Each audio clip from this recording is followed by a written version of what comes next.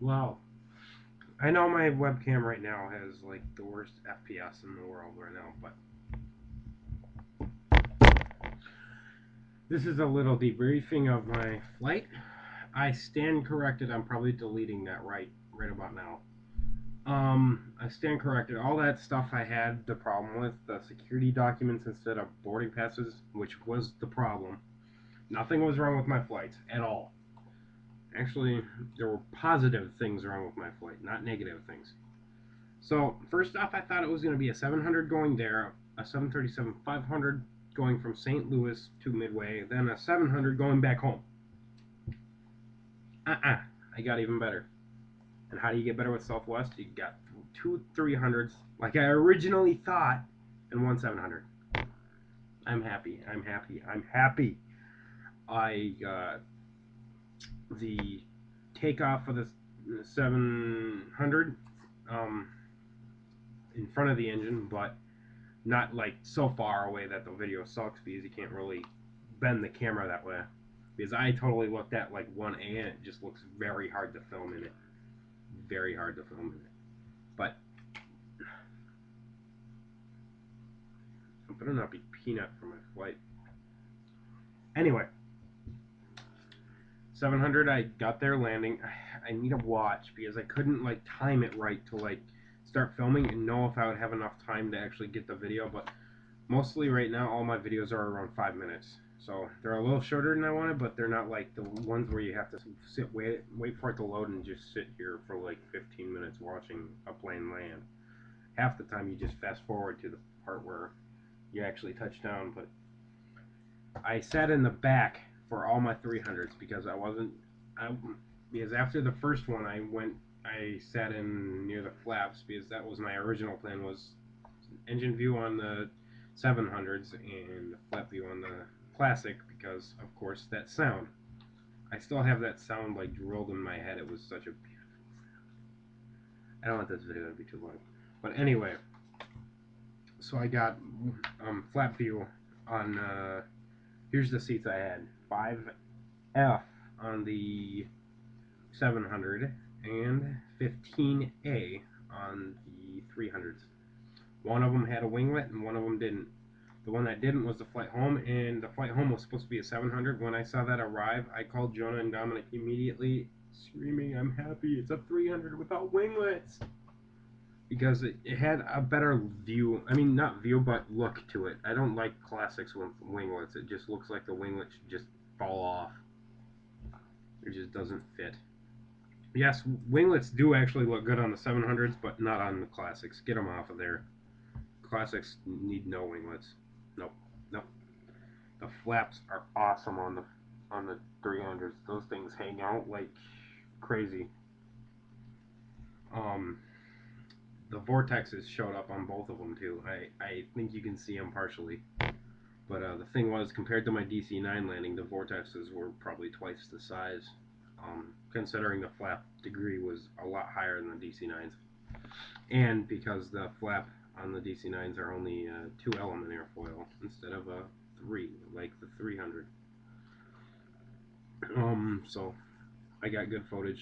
I got a lot of footage. Sadly, my takeoff from St. Louis on the 300 with winglets was in standard because I forgot to turn it back on to HD after my boarding video. So I have all boarding videos of all my flights, cockpit videos from every flight. I have pictures from me on the cockpits. I have a lot of stories to tell.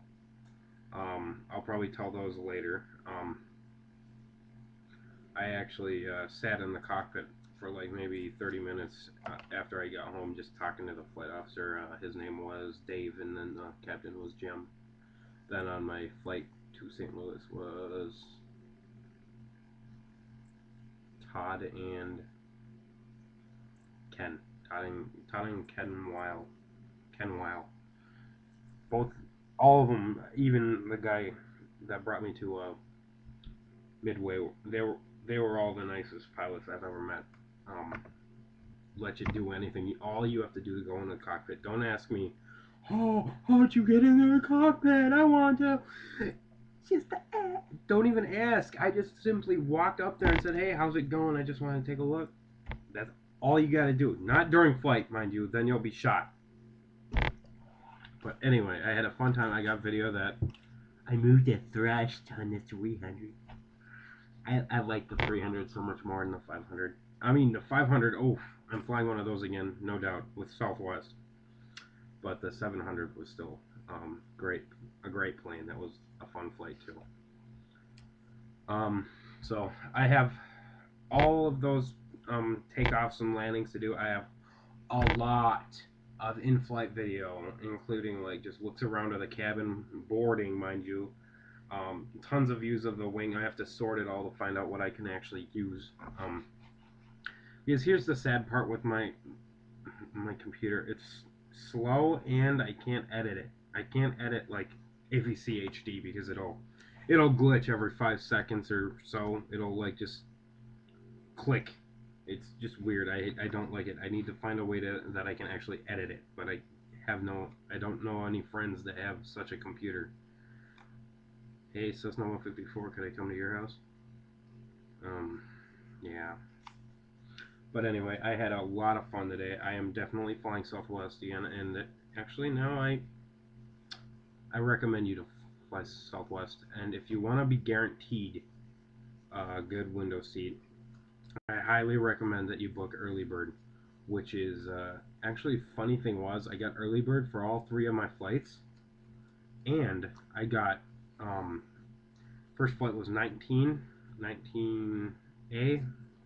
and then the rest were actually no, first one was 21, and then the rest were 19. But that doesn't mean that there's 18 people in front of you or 20 people in front of you. That just means because they start booking people with early bird at 25, and then all the people that actually just didn't buy it and just are checking in, they line them up from there and back, and then people that get early bird go there forward, and then the rest of the space in the front is for people like parents with child, a parent with a child, or people that actually got business select. But on my flights, the first flight I was the second one on the plane, and then the third one I was the fourth one on the plane, and then the last one I was the third one on the plane. So my luck was just great. I I got on the planes like that. Actually, let me think. Actually, because one guy was in front of me, he was 16. I was wait no, he was 18. I was 19. His wife was 20. So I just let him go behind me so they wouldn't get split up because of the tight little space you got to crawl through. This is already a 7-minute video. I'm sorry, I'm just legging this on, but I had a really good day. I highly recommend you actually do fly Southwest. I did not have a bad day with them at all. I actually want to send them a compliment because that was probably the best airline day I've ever had in my life. Um, so yeah, I'll have videos coming up. I'm gonna try to upload something tonight so you guys can look at it. Probably a cruising altitude shot just for like a sneak peek at what I have coming. It will be HD, mind you. I won't upload a standard, but I still have to put this shit on my computer, so it's gonna take me a while. But yeah, I hope you guys have a nice day. I sure as hell did, and I hope to fly Southwest very soon. So that's probably gonna be the next airline I fly because there's no point to fly Delta now, considering now I just choose the seat I freaking want, whatever I want. It's heaven. That's what I call it. So have a nice day, y'all. It's already a 9-minute video, so in my world, good night.